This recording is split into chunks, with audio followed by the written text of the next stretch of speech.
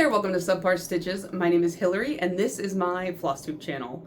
So, I don't know, like I used to film in the middle of the day where there was actually some sunlight, but now I get home at like 5:30, so I can only film after work. I guess I could film on the weekend, but I'm not doing that. So I've got like 10,000 lights shining on me, so I don't know how that's gonna work out as far as looking at the stitching. I guess we'll find out in post. If you're new to my channel, I just want to let you know right off the bat, down below I have every pattern that I talk about linked in order of me speaking about it. So as long as I can find it, if not, it'll be denoted that I couldn't. Any affiliate links are marked with an asterisk so you guys know what you're clicking on.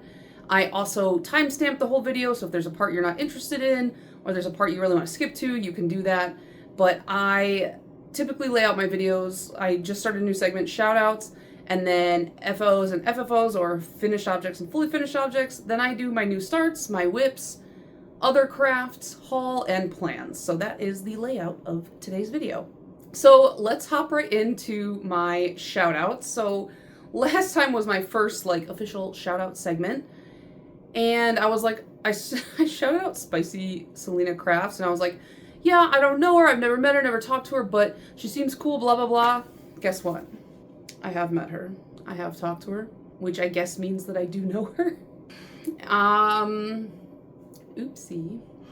I met her at a nail polish convention, and we talked about cross stitch there, and it's so, maybe not funny, but like, the thing that we had talked about, there was like a new development, and I was just like, man, I wish I knew who that girl was. This was like 2 years ago, by the way, that I talked to her.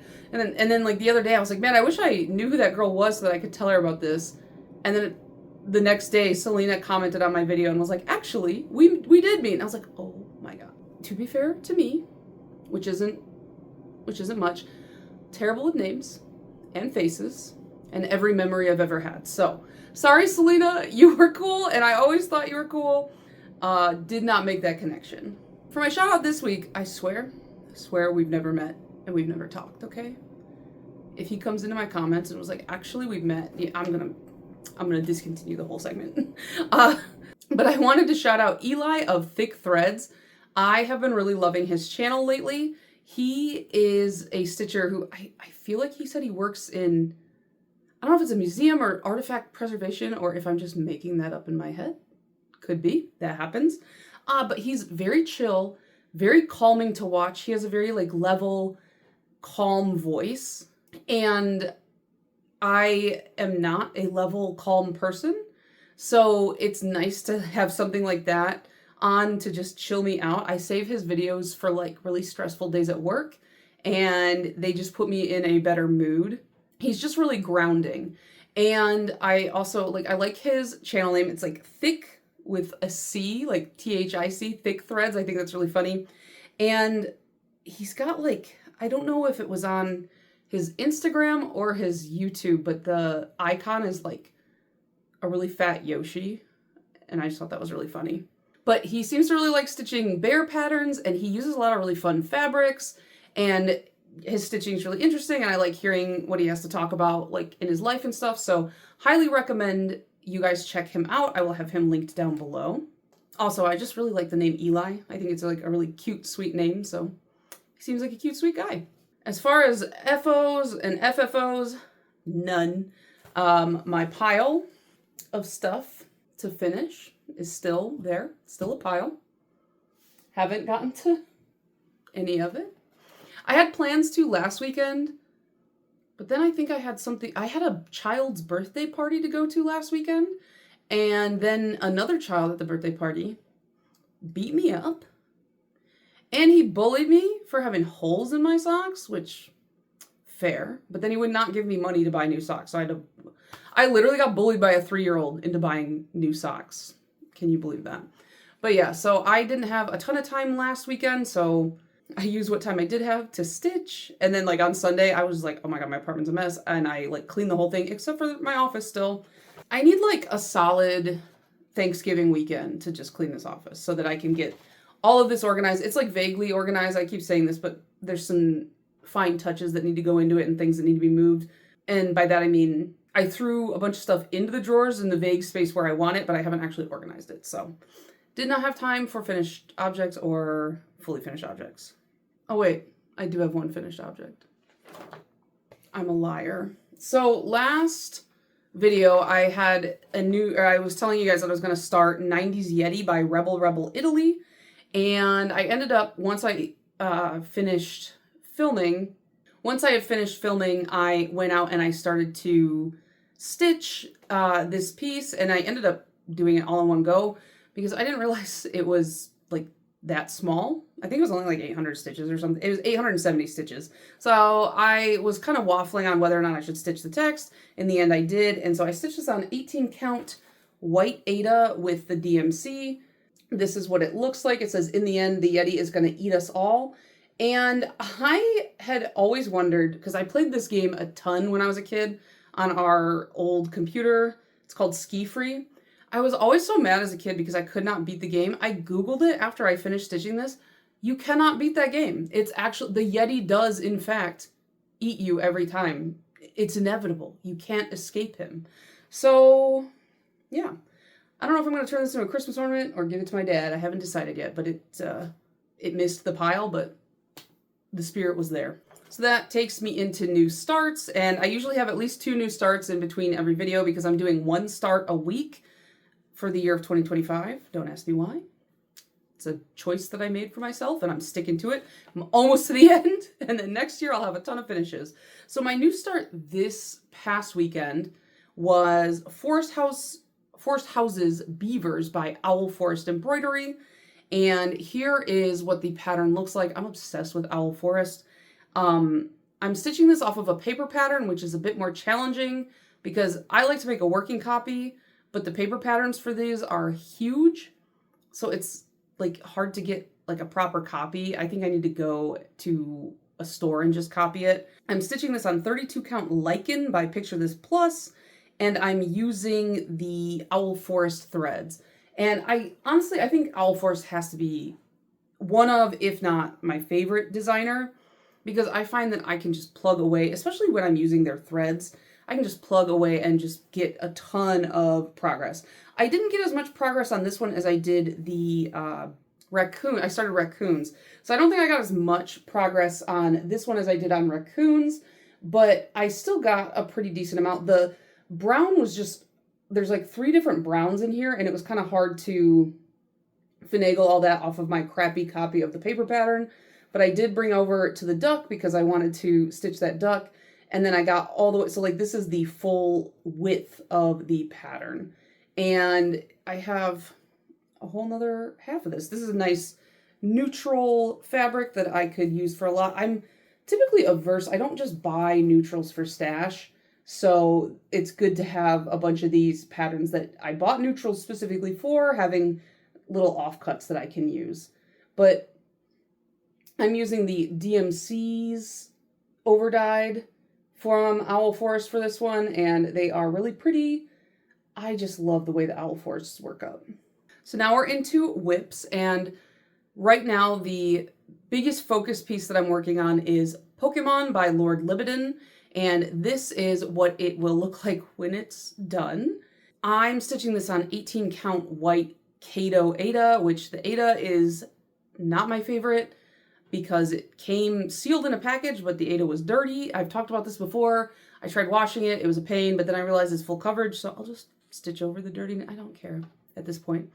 And I'm just really stitching away at this. I want to finish this next year. And so right now, if I do 1,600 stitches a week, which is kind of a lot for one project, but if I accomplish that, which I have been doing, I will finish it by the beginning of June next year. And the goal is to have it finished by or at StitchCon. I haven't decided. If I can finish it before, I might as well just finish it before, wash it, and then put it on the brag table. Here is where I was last time. I had taken a month off from this project in October because I was working on my Spooky Smalls. And honestly, that was the best thing I could have ever done because my desire to stitch on this was really reinvigorated. I wrote down that I put in approximately 3,800 stitches since the last time you guys saw it. and I actually just hit 60% this week. So here is where I'm at, and actually, let's see if I can't do like a little bit of a, side-by-side so you guys can see just how much progress was actually made, because sometimes with full coverage, it's hard to see like when you see the before and after.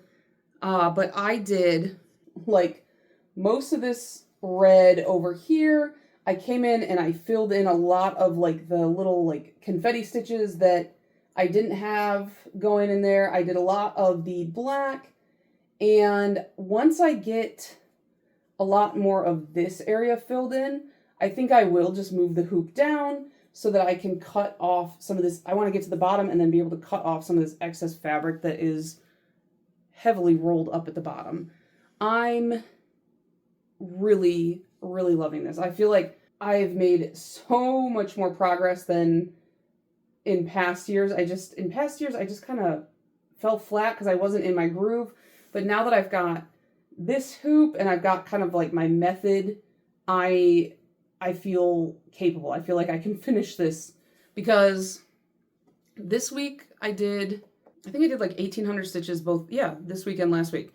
So pretty good. I'm surpassing my goal. And if I can surpass my goal each week, might as well, so I can get it done earlier. My next whip was the last whip go call that I had for November, and that is Squirrels of Sumatra by Ink Circles.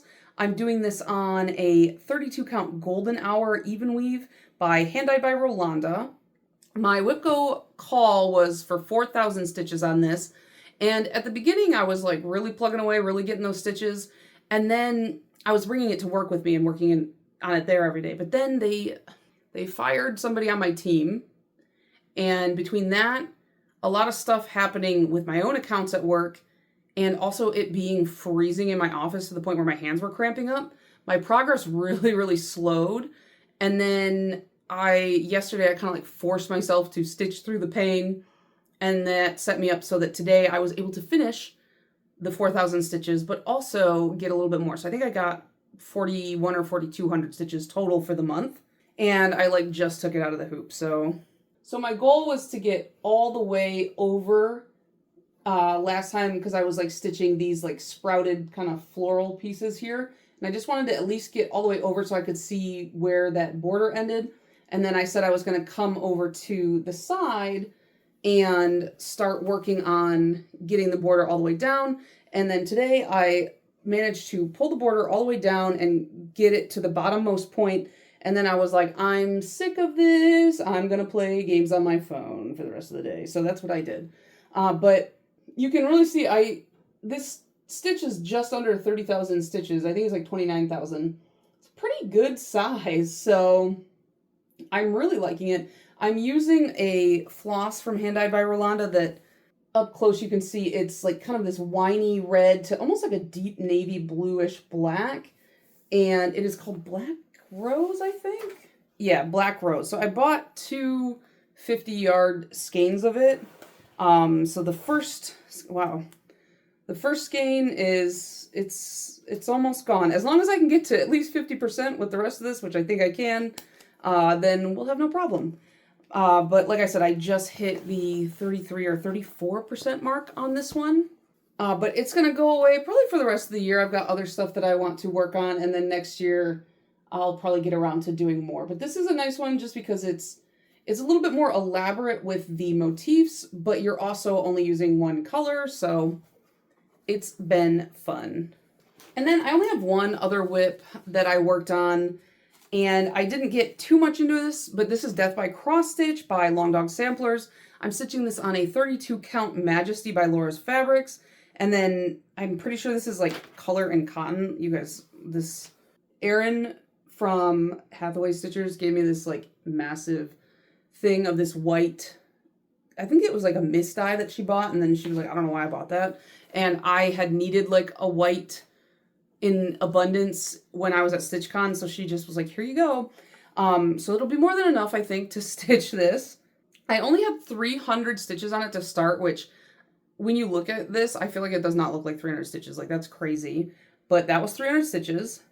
And I had finished my Pokemon goal early last week, so I decided to pull this out on the last day. And I put in another 250 stitches, and it still doesn't look like much. But I thought the white on this, it's a very berry toned fabric. It's reading a little bit redder, I think, on camera, but I think the white against that is really fun. I think it's also very brave of me to stitch a like 80,000 stitch pattern in only white. I don't know. I think it's brave.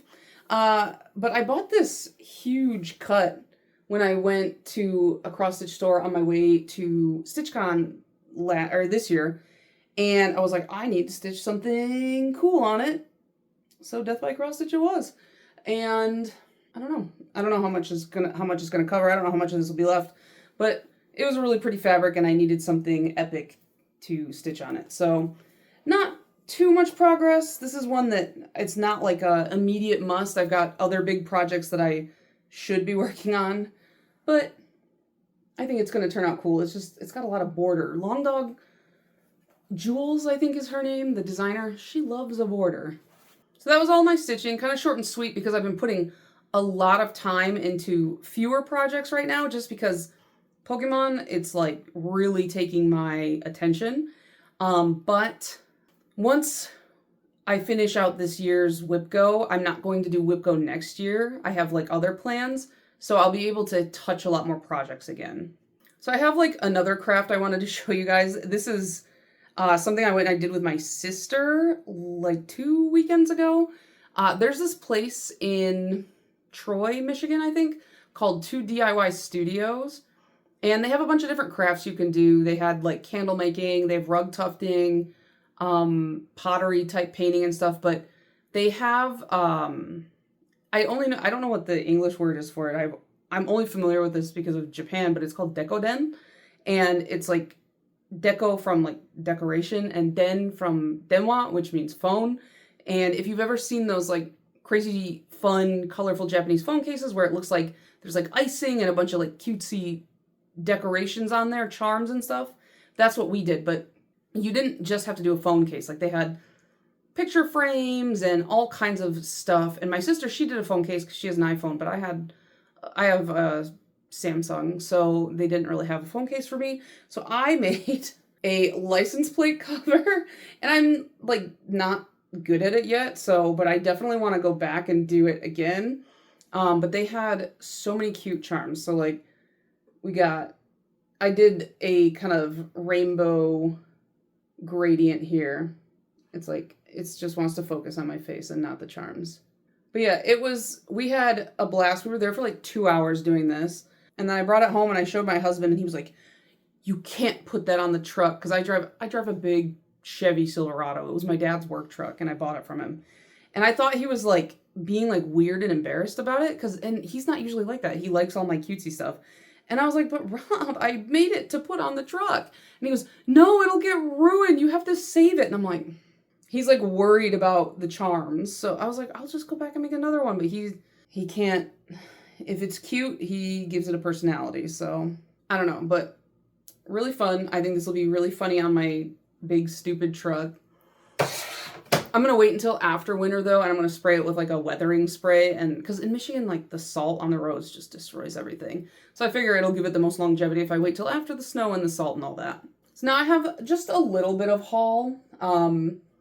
I stopped at Michael's for some reason, and I ended up, they had a bunch of Halloween frames. Well, all their Halloween stuff was like on super sale.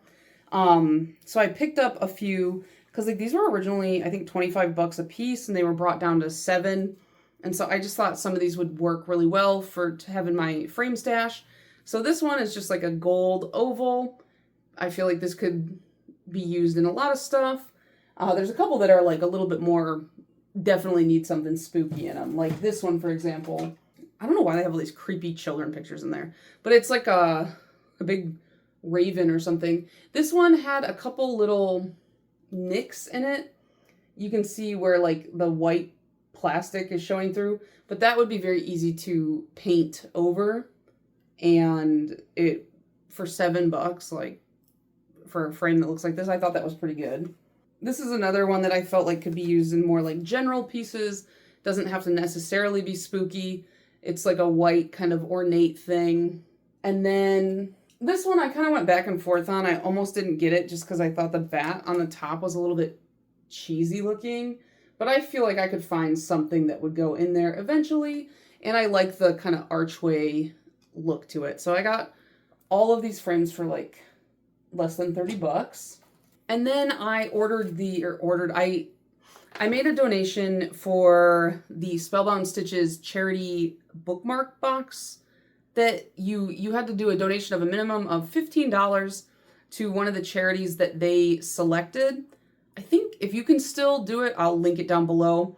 There's like a ton of patterns in there, and there's like a bunch of really cool bookmarks. There was one very specific one that I wanted, but there was a ton more that I was like, oh, I'll stitch those too. They're like a bunch of humanitarian organizations. I ended up donating to the Palestinian one, but there's like plenty of others that you can choose from, and then you just show them proof of your donation, and they send you a link to the Dropbox, and you download all those patterns. I wanted to stitch Amity from Boomerang Stitches, the cicada, and the little cicada shell. And so then I immediately had to place an order with 123 Stitch to get some 18 count perforated paper so that I could stitch that. And I decided that my new start for this weekend was getting back-seated because I'm going to stitch the cicada and the little shell. And actually, I'm going to start it tonight after I finish this video. I'm going to go make a quick dinner and then start stitching that immediately because, first of all, this paper arrived on Monday, but I just haven't had time to start it. But it's been, like, you ever just been jonesing, like you're shaking for it? Like, I want to stitch this pattern so bad. I love bugs. Love a bug. I have so many dead cicadas in my cabinet, which sounds like a weird thing to say, I guess, but I do. And so this would be the perfect bookmark for me. And then these have nothing to do with anything, but I've been slowly collecting the DMC.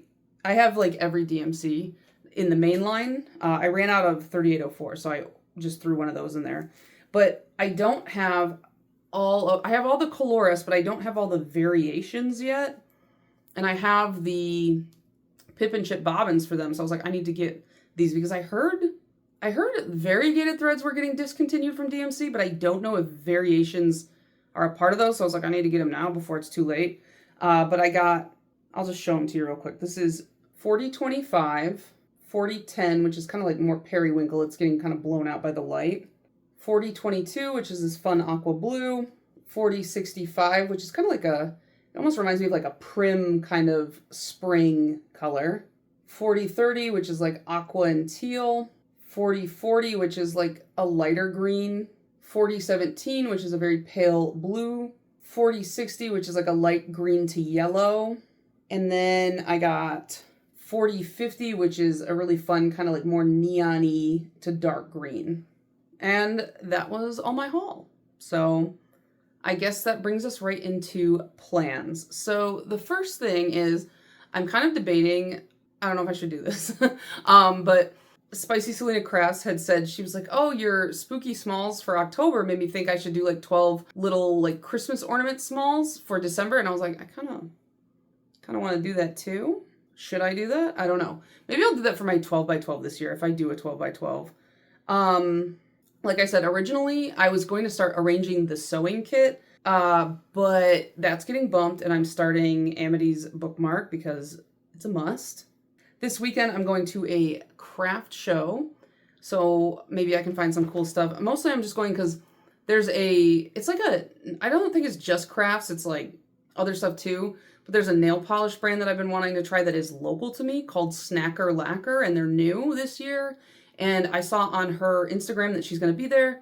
So on Saturday, I'm going to hop over there, buy some polishes from her, check out the craft show. And then I've got 2 classes at the library that I signed up for back to back. The first one is a tea blend class where they teach you how to like make your own tea blend. And I was like, that sounds fun. I like tea. And then immediately after there is another sewing class where you get to make a zippered pouch. And I was just like, I might as well take that too. So I will be very busy on Saturday. I'm going to continue working diligently, very religiously on my Pokemon cross stitch because I'm really excited to move that hoop down and try and hit the bottom soon. And then last but not least, I really want to watch The Lord of the Rings and work on my Hobbit hole because I just have the last third of it left. I haven't worked on this in quite a while, and I really would like to finish it and make kind of like a long pillow. So I'm trying to get my husband to like sit down and watch Lord of the Rings with me, but I have to like make it his idea. He has a really hard time like committing to watching something because he just gets so distracted. So I've just kind of been like, oh, it's Lord of the Rings season, isn't it? So that one day he'll come in and be like, let's watch Lord of the Rings, and then I can put it on and start working on that. So that's it. Sorry this was so speedy, but I'm starving and I want to go make something and then work on the cicadas. So I hope you guys enjoyed this video, and I will see you guys in a couple weeks. Bye.